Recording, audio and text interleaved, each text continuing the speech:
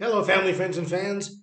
I'm Fletcher Rhoden, and this is Under the Christmas Moon, track by track. So I'm going through my new a cappella album, one of two, and we're doing this one song per day until we're done. Gonna give every song its own little webisode, and every webisode will have a link underneath where you can hear the song for free on YouTube. This is the introductory sort of webisode, so no song today, but there will be a um, a link below to the playlist on YouTube where the song is already available and you can listen to the whole thing if you like and prepare for the analyses to come. I think some people find that more interesting because they know the song but by the time they're hearing me talk about it. They don't have to stop and listen, but you can watch one of the videos and then go listen to the song on YouTube and then come back and watch the analysis again, see if I'm right. I mean, what do I know? Anyway, so how did this happen? A Christmas album from me. Well, if you watched the track by track mini series about Under the Wolf Moon, these albums came out together uh, in early November. They're separate albums, but they're you know like sister albums. What happened was it was the late summer of early fall of 2025. And I was in Ecuador and started making this a cappella record. And, you know, I wanted to, some tracks just didn't work. Some things just weren't working. So I sort of tossed them and I had like half the album that is now finished. But I did have other songs that I just couldn't find a way to make them work. One in particular, uh, really, but it was also coming up to the holidays. It would be, it was approaching that time of year. Maybe it was October. It was in the fall. So I decided, maybe one of these things would be a Christmas song because I think Christmas songs have a lower bar. It's a lower bar for Christmas songs. They don't have to be that good. I don't think anybody thinks they're any good. I don't like them. I don't like Christmas songs. I'm going to get to that in a minute. But so I said, well, maybe it'll work as a Christmas song. And I did it, and it did work. And then I thought, well, let me try that again with one of these other songs that wasn't quite clicking. And that worked too. So then I was off and running on a Christmas album. Now I don't like Christmas albums. I don't like Christmas music. I don't think most people do. I have a particular dislike for it. It's jangly and a lot of high frequencies irritate my ears, and the songs are always so cloying, and the women singing them they always look exactly the same. They sing as if they all look the same, like a blonde woman from Texas. And I just, or a man from Texas for some reason. There's a lot of country in Christmas songs, and I don't like country music that much either. So Christmas also, I don't really like Christmas. I don't like Christmas concepts. I don't. I mean, I get the idea of visiting with the family. That's always nice. There are things about Christmas I like. I'll get to all this in a minute, but I don't really like Christmas music. I haven't. I have written Christmas songs though. I wrote uh, "Christmas All Over the World," which is on my album called Night Season. There's also a song on there called "God Help Us, It's Christmas Again," which I redid that song, God Help Us It's Christmas Again, as sort of a country song later on something, I can't remember what it was. And I wrote a song called I Am the One, which is sort of a piano based song that's on my album, The Five and Dime. So I have done Christmas songs. I think every songwriter wants to try a Christmas tune or two because, you know, we like a challenge. Every songwriter, I think, wants to beat any challenge that comes his or her way. Maybe I'm wrong, I do. Maybe other people don't. So I've done Christmas music before. A whole Christmas record I have not done. I can't lie to you, I have knocked the idea around of whipping up a couple more full band type Christmas songs and including those songs on it, putting it out as a Christmas record, but never happened. But now, since I'm working in this period a cappella at the moment, I'm in Medellin months later. This stuff mostly was recorded in Ecuador a cappella, but I was I just decided I can make an a cappella Christmas record. A cappella sounds about right for Christmas music. Maybe it won't be so clangy, uh, and it'll be interesting at least. I had two songs that came out pretty well, so that indicated to me that I could make a record. Now, so I set the secular record aside. Now I was working on a Christmas record through the fall of 2025. Um,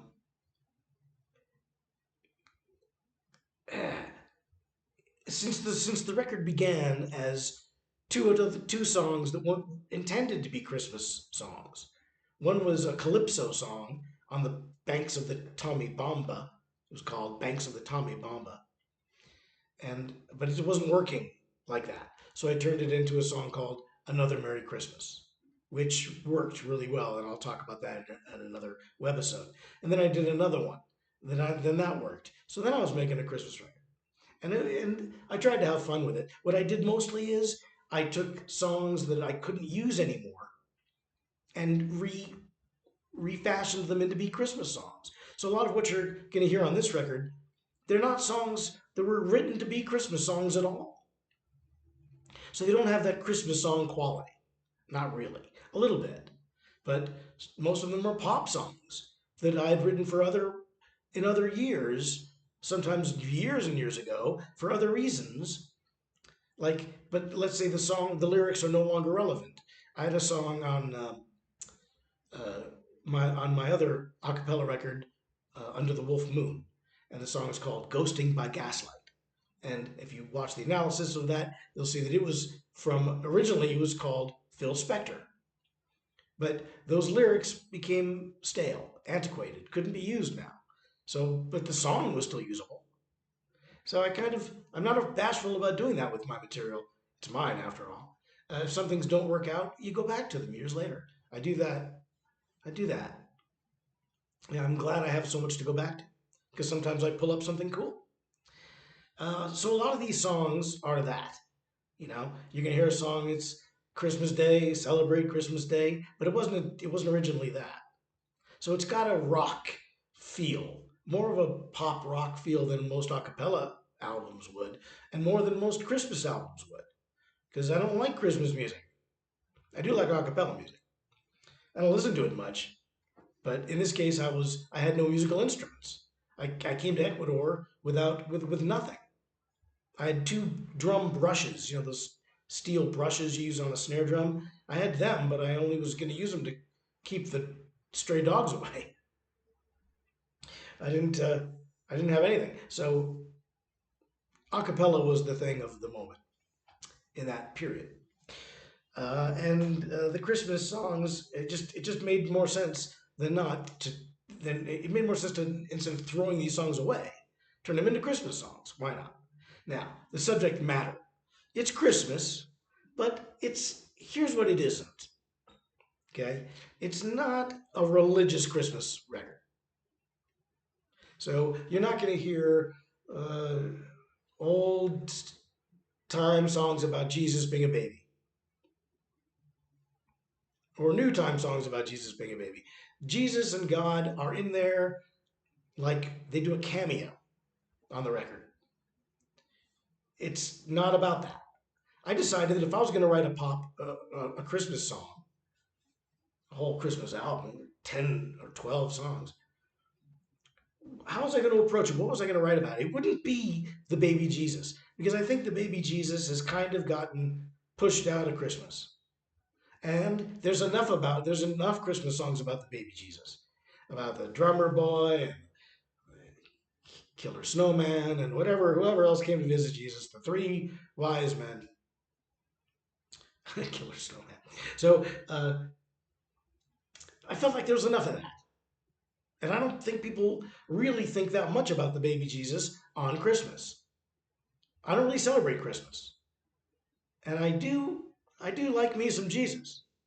But I get it. I don't hear a bunch of songs about, strangers creeping up on a baby in a barn. I mean, it's almost Epsteinish. So it's not about that. And there's also not a lot uh, of these old legends, Good King, Wenceslas, and all this stuff. Forget all that. It's also not about coming home to your lover on Christmas, like I'll be home for Christmas. You know how many songs rip off the whole "I'll be home for Christmas" concept? It's annoying. It's not about being by the fire or making your plans for the new year together, snuggling up by the fire with the fire and the fire. No, no, it's none of that. This album is about what I felt Christmas is really about: fun, food, family. Not fighting with your family, being able to enjoy your family for once in the year. It's a fanciful notion, but I went with it. Uh, you know, presents. Nothing wrong with presents on Christmas. They give presents on Christmas. Why shouldn't that be in one of the songs? You know, having fun on Christmas. Christmas Day when friends come over and you've got community and you're enjoying each other's company and the food is delicious. There's colors, there's music, there's lights, it's a festive thing. And I think really the festivity of Christmas is what Christmas is about. It's not about religion and it's not about seduction. Maybe it's about seduction. Maybe it's about religion. But I think the large part of it that's being ignored or forgotten is that this is just about fun. It's about time off from work or school. It's about playing with your friends in the snow. It's about getting a toy and playing with it with your friends in the snow or not in the snow or not with your friends. But, it's the festive part of Christmas. So, excuse me. On this record, a lot of the titles are like Celebrate Christmas Day. That's one of the song titles. Or Christmas Day. You know why? Because it's about Christmas. It's a Christmas album. It's not a Jesus album, and it's not a Seduction by the Fire album. It's about Christmas. It's not about seducing someone by the fire. Excuse me. I do try to, like strolling down Christmas Lane. Okay, so there's a little bit about Santa and Mrs. Claus and stuff. It's that's what Christmas is.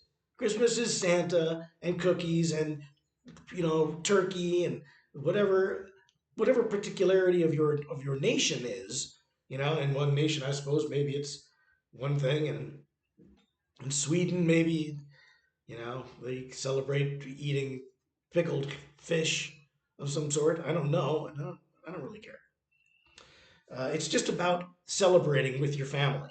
That's the universal aspect of Christmas, I feel. That people put aside their ill will and just have some fun, decompress, create some pleasant memories, especially for the kids.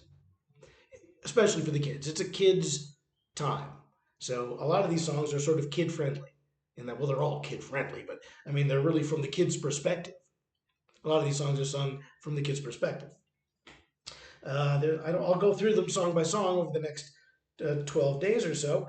But, just there's also a sort of a bit of it's not just, it is a Christmas album, but there are nods to the other holidays. Like there's a song called Holidays, which it's not about just Christmas, but it's about the other ones, Hanukkah and whatever you celebrate. There's one called Happy That, which is about, whatever you celebrate, Happy that. Happy Christmas, happy Hanukkah, happy whatever it is. Happy Kwanzaa, happy that. And that one's going to be on thing. Now, here's something else about this album that I mentioned is that it's got two videos. So they're both animated, and they related to this animated kids channel I created called Blue Gesto Kidworks International. I'll put a link below to that. There's going to have there's already a one video up, and I think the other one's up too. And this first video was called Another Merry Christmas. And I don't want to go too deep into it, but there's somebody else came out with a song that year called Another Merry Christmas, and I didn't know it. I didn't know that. I thought it was pretty good, Another Merry Christmas. Apparently it is good because someone else did it too, and they had a big hit with it. So I got a lot of views of this video for my animated kids thing. It's an animated video, and I got just got a lot of business on it, enough to support the whole channel, not monetarily, but just to warrant its existence. It's the hugest hit. It's the flagship thing of the whole animated channel. You should check it out. It's animated programming, but most of it is in 7 different languages. So you've got a Hindi playlist, Japanese playlist, Spanish, French, German, like that, English. So anyway, it was a big thing, you know, and it continues to get a reasonable amount of hits, a lot for me. Um, by far, it's the most popular thing on that separate channel, but it's enough to make it sort of necessary to put it out, to put the record out, you know. The thing did so well that it compelled me to finish this record and to get it out. So I recorded it mostly in Ecuador in the fall, but some of it I touched it up here in Medellin, Colombia, where I'm taping this. I won't be here in Medellin at the time you see this thing, but it's been a great run. I've recorded a lot of music that's upcoming for the next few years, so I really scored on this place I rented because it was a piano and a guitar here. But without a piano and a guitar, I only had a cappella, and that's what compelled me to do this album, Under the Christmas Moon. There's also, of course, Under the Wolf Moon, and I did a track-by-track analysis of that last month. So anyway, if you missed that, check that out. If you're interested in a cappella music or Christmas music or me or my work, then check this out. Starting tomorrow, we'll be analyzing this album, Under the Christmas Moon, track by track. So tune in then, and until then, bye, Mary.